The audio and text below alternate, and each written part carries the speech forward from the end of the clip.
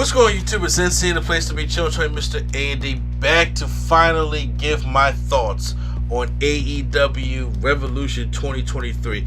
One of the best AEW pay-per-views that they put on, with probably the greatest Ironman match that ever existed. And I'm talking about I Love Rock and Cena. It's not Rock and Damn. Rock and Triple H, Kurt Angle and Brock Lesnar. Like, those are some of the best ones, and the not so good ones. I think Shawn and Brett's kind of overrated, and I'm not Orton and Cena, no thank you. But I'm saying, but this one, it kept me interested. And the thing is, I was like, it took so long, but I've been so busy with everything, with the 2K stuff, with just getting other videos out, getting other podcasts out, plus doing my everyday daily stuff. I just could not get around to it. And they don't have a network, so you have to pay for this thing if you can't find another way to go and watch and stuff like that. Because and the money ain't popping like that. You know what I'm saying? So, but right now I get to give my thoughts on it. So I'm not going to give an in-depth breakdown of. I am just going to talk about the match, talk about my thoughts, some spots in the matchup that I liked and everything like that. To get into it. The first match kicks off with Chris Jericho taking on Absolute Ricky Starks. Ricky Starks has ribs taped. It's a hot crowd for Ricky Starks, and the match is pretty good. They got about 14 minutes to go in there and do things. Ricky Starks goes for a spear. Jericho hits him with a cold breaker, and then he goes for another spear, does that. And then Jericho tries to use the bat on Ricky Starks, but then Ricky Starks knees him and gives him a double underhook face slams, takes out Chris Jericho. Ricky Starks wins the matchup. I thought it was a pretty good matchup, and I'm into Ricky Starks. I'm all into this. Final burial matchup. Here's the thing. So the final burial matchup, did not know this was a thing until the thing actually happened between Christian and Jack Perry Jungle Boy. So, because on Dynamite we see Jungle Boy digging the grave, and I was like, are they about to have like a whole buried alive funeral match? Like, is this what we're about to do here? Christian comes out in a sleeveless turtleneck, okay? Sleeveless turtleneck, because this is the things that Christian does, okay? So Jungle Boy knocks Christian out, and they start fighting in the crowd for a little bit before they come back into the crowd. And then Christian hurls him to the steel steps, pulls out a belt, starts whipping Jungle Boy, and he starts going up the aisle. Reminds you, there's dirt around this casket that's up at the top, so it's like a buried alive match and a casket match. So usually when I was younger, playing with the toys, I used to call them funeral matches and stuff like that. So Christian opens the casket. There's two chairs in there. We basically go for a concerto, but then Jungle Boy hits him with the shovel, knocks him off the stage, and does like a little tope flip to Christian off the stage. They go back, file the dirt a little bit more unprettier onto the dirt, and they starts wailing Jack Perry's head on the casket. But then Jungle Boy fights back, and then he hits Christian with the shovel and then puts him in the snare trap, like with the shovel in the mouth, like you must be talking to Edge. Like, Christian, yo, asking Edge do this. Then after he hits him with a concerto. And then he goes and puts Christian into the casket. The thing that creeped me out though was you had to slam the casket door shut. So when he slammed the casket shut, the casket dropped like with speed into this hole. I was like, what? Like, it really. I was like, yo, what happened? I never seen that happen before. Like, as soon as he shut, like, zoom, the casket just dropped. And I'm sitting there thinking, like, yo. So I thought he was going to put the dirt on him, but no, that was the way to end the match. I was like, oh, I thought he was going to like bury him. So Jungle Boy wins that, so the whole Christian feud should be over by this point. Trios Championship is up next between House of Black taking on the Elite. And you talk about good matches. I was sitting there like, whoo, because that Christian Jungle Boy match was a really good match. I was like, damn. Now that, if you want anybody to follow that, you have the Elite and don't follow that. So Buddy Murphy and Kenny starts off in the matchup, but then we get House of Black in there, and then we get the face off between them two. So of course a lot of good back and forth action here. Kenny Omega actually triggers the girl that be with House of Black, which takes her off the apron. Brody King dives on the outside, takes out the Young Bucks, which just leaves Kenny Omega in the ring with the House of Black by himself. And then of course they come back and hit a super kick party. And then Buddy Murphy comes and out of nowhere hits is it Matt Jackson with the knee out of the sky, and then a black mass by, well, I know he don't call it a black mass no more, but you know, like the fade to black, the kick that he used to do to in NXT, he does that to Matt Jackson, and they win. And then the Dante's Inferno, and then they win the Trios championships. Great for House of Black to win the championships. I'm glad House of Black finally, got something to win here, because he's been treading water for so long. I was like, Aleister Black Malachi Black is too good. So is Buddy Matthews, and so is Brody King. So you got to do something with them, and I'm glad that they finally did something with them. Triple threat matchup for the AEW Women's Championship, which is in a bad spot because you had to follow that matchup. And it was Ruby Soho taking on Saraya, taking on Jamie Hayter. So it was a standard triple threat matchup. They do a little Tower of Doom spot with Saraya in the powerbomb position, and then and what happens is at the end of the matchup, Ruby Soho gets pinned by Jamie Hayter with the roll up.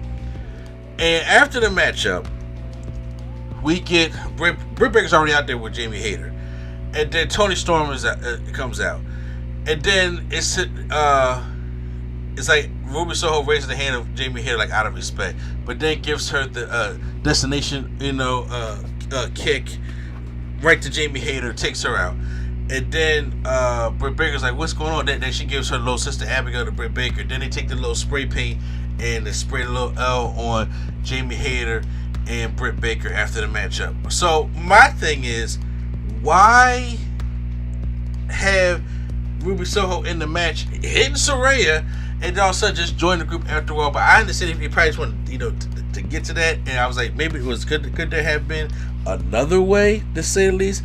I'm not necessarily sure. Texas Death Match is next between Jon Moxley and Adam Page. My God, if you're not into death matches, if you're not into the extreme hardcore stuff, this ain't the match for you. I'm sorry. Now here's the thing: I love hardcore matches. I'm from Philly, ECW. Okay, I love hardcore matches. I also love controlled hardcore matches. I'm not into the whole Nick Gage and fluorescent lights type deathmatch stuff like that, just to do spots on the sake of just doing stupid shit. I'm not a fan of that, but I am into some good hardcore battles, as long as it makes sense. Because I hate when you do a lot of the hardcore stuff and it don't make sense and you don't sell for it. Then it kind of turns me off to it and everything. But this one right here, it didn't really go follow the rules of a Texas death match, because usually, to my knowledge, you pin them and then they got to stay down for a 10 count. But this one, they was just like, you got to either win by submission or knockout kind of thing. So I was like, okay, cool, fine. So this should have been called Barbed Wire Massacre, because there was barbed wire everywhere, literally. Jon Moxley has a chair that he brings in with barbed wire and tries to set it up in the corner to Hangman Page, and then he just rams his head into that. Then he sets up a chair that I call the Adam Cole spot, even though it's not the Adam Cole spot. It's where he has two chairs open out with the spines of the chairs up like this. Ties that around with barbed wire. Mike, every time, because I was there live when they had the NXT, the street fight between Adam Cole and Aleister Black, and Adam Cole took that spot out. I was like, oh my God, that is dumb. You know what I'm saying? I like, I'm into hardcore wrestling, but that is dumb. They got the barbed wire on it, so Moxley comes, takes a powerbomb from it. It's not directly on the spine, but he get enough of it, and I'm just like, ooh, that had to hurt. We had Page wrap himself in barbed wire and do a moonsault from the top, from the top of the ring to the outside of the ring onto Jon Moxley. I was like, this thing is really getting crazy. I'm just going by spots. I'm not even going by the list of how the spots happen in the matchup, but I'm just going by necessary spots. Moxley gets these two bricks, and I'm like, oh, we're doing bricks now. So he has Adam Page's hand between the bricks, stomps on the bricks. That look like it sucked. He gives him a shout-out pile driver on the chair that has the barbed wire wrapped around it. Page gives Moxley a dead eye on that chair, wraps his arm around barbed wire, and then just gives him some forearm smashes.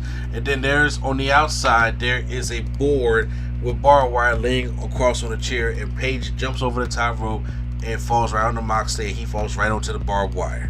And I was like I said, it should have been called Barbed Wire Massacre for the amount of barbed wire that was in this thing.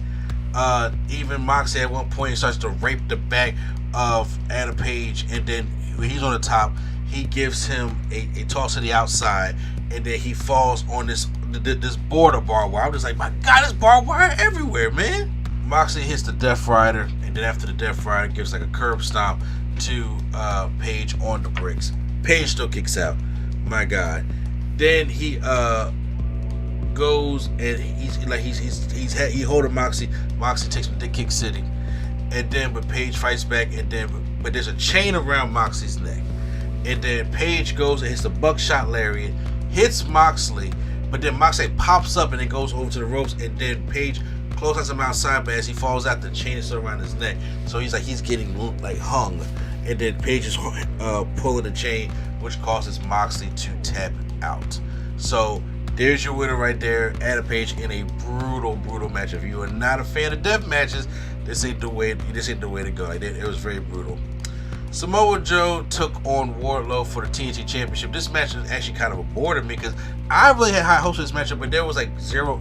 I'm not gonna say zero heat, but Tony Khan has really deflated Wardlow and stuff like that. And Wardlow wins the championship by having Samoa Joe choke out to his own Coquina Clutch. So I was just like, okay. And another thing also forgetting about was the Fatal 4-Way Tag Team Championship matchup between The Acclaim, Jeff Jarrett, and Jay Lethal, the Gun Boys or the Gun Club, and Danhausen and Orange Cassidy. And when you see that in there, I was like, what is Danhausen in there for? Danhausen isn't here to take the pin. And what did Danhausen do? He was in there, he took the pin. They had like Sad City came in there, Billy Gunn gives him a famous sir, so we can see a famous one of Saddam Singh and things like that. But obviously this match, I didn't really care for too much. It was forgettable, and the only reason why they did this matchup is for one, Danhausen take the pin. Two, so the Acclaim will have to take the pin, and three, at the end when FTR returns, and the crowd pops huge when FTR returns, so they can take them those buzz off the Gun Club, and it's needed. So they are back. Great to see FTR back in here. All right, it is main event time, and it is time for the Ironman match between Bryan Danielson and MJF. So at the beginning, each guy is trying to roll. They're doing spots, filling each other out and stuff like that. The usual kind of stuff like that. But it's doing pretty good. We get into the crowd, and I'm gonna address this right now. Where MJF, he's healing it up, and he sees a woman drinking something. He takes the drink and throws it in her kid's face. Now, I'm gonna talk about this from both angles here. As a wrestling fan, I thought this shit was hilarious. And I thought it was just like, he is a straight dick. He's a heel. He needs to get his ass beat. That's nuclear heel heat that MJF is that he gets so caught up in doing. Now, on the flip side of that, as a parent of two children, especially if it's like my youngest daughter, if I'm drinking something, most likely, because if I'm an adult, if I'm drinking water out of a cup like that, it's probably liquor. You know what I'm saying? So, and they take it and they throw it, and he throws it in my kid's face, I'm swinging. Okay? Because naturally, a lot of people, I know people who don't have kids may understand, like, man, well, if I had a kid and they was in the wrestling, they would understand. I'm telling you, a natural human response in the DNA is to protect your children. So, if that had happened to anybody that has children that gives any ounce of love for their children, they automatically is in there to protect them, especially if they get upset. Like, now, if it's my son that's there who understands wrestling, I taught him about wrestling, and he gets enjoyment into it, yeah, I'm just like, yo, we gonna laugh this thing up. You got your drink, do a drink in your face. If it's my daughter, no, ain't because she's a girl, she's younger. Even if my son was like younger, like if he was like 4, 5, 6 years old, we fighting. We swinging, or things will be said. Now, Grant Tony Khan took care of them. They went backstage. They did all that kind of stuff like that. I hope he just. I see him backstage with Will Hobbs. I hope he got to meet everybody and everything was explained to him and stuff like that. It probably was already. Probably of how the plan was going to go. I hope he did just like this. Hey, black wrestler, talk to this black kid. Don't do that. But anyway, those are just my thoughts on it. I just wanted to get that out there real quick. So then we go back into the matchup. So the first fall goes to Bryan Danielson with the Psycho knee, takes out MJF. So that was the first fall, about 25 minutes in, I believe. The next fall comes MJF gets himself disqualified. The referee, they didn't really have a good job trying to identify that, but he gets himself disqualified. So now Bryan Danielson has 2 falls, but then MJF covers Bryan. There's no rest period between falls like it was with Brock and Kurt, where they had like a 60-second rest period or 30-second rest period. No, it was a straight fall, keep it going. He gets 2 back-to-back falls on Bryan Danielson. So now it's tied up, deadlocked 2 2 falls apiece. So MJF throughout the whole match, he's drinking water, like he goes like 4 bottles of water. So as a heel, that makes sense, right? He goes and hits a diving elbow to Bryan Danielson to a table to the outside, and then Bryan Danielson just makes the count. Then he goes for a jumping tombstone through the table on the Bryan Danielson, and then he's out there selling the knee. Ref wasn't counting too much, but as Danielson trying to come back in, heat seeker from MJF. Now MJF is up 3 falls to 2, and then we keep going on with the matchup, and then afterwards Danielson hits the Regal stretch. Bryan Danielson hits the Regal stretch on MJF, and then he taps out. Now it's 3 falls apiece. Then we get to another heat seeker, but Danielson kicks out. We get a super tombstone. Danielson kicks out. I'm like these are big moves that they throwing at him, and then but then Danielson hits a psycho knee on the MJF, and he kicks out. And then Danielson has him in a well, first of all, MJF tries to use the Dynamite Diamond Ring, and let's say it doesn't work. Danielson gets him in a submission. The referee takes the ring off. MJF holds out for a minute, and then it's a draw. I called this. If you go back to my prediction, I said I think it's going to be like the NBA in the playoff series. It's going to be Game 7, 3-3. They are tied up at 3 games apiece, and now Tony Schiavone gets the call from Tony Khan that we're going into overtime. Okay, so when you go to overtime, MJF is on the outside, hits Bryan Danielson with the oxygen tank, and then puts like the crossface on him, and then Danielson has no other choice but to tap out, and then MJF retains his championship. The match was 67 minutes. That's a 7-minute overtime that they had. 67 minutes for a non-boring Ironman matchup that could be the best Ironman matchup that has ever been done. So that was AEW Revolution. I was thinking about just doing it on the podcast and talking about it. I was like, no, let me just go out here and get my review done and get that thing out the way and just give you my quick recap of it. Look, it gets a thumbs up for me. It gets a thumbs up show for me. It was a great show. I recommend you guys go out there and check it out and see it. I know at the media, I didn't see the media, the post media stuff like that. Also, I heard some things about it. I know MJF called out Adam Page, stuff like that. But yeah. So post in the comments how you guys felt about it. Hit the like button if you guys enjoyed my review. Hit the subscribe button for more AEW wrestling, WWE, WWE2K, and pop culture stuff right here on NC Studios. So once again, it's NC the place to be. Channel Train Mr. A&D, and the Nerd Coalition is out.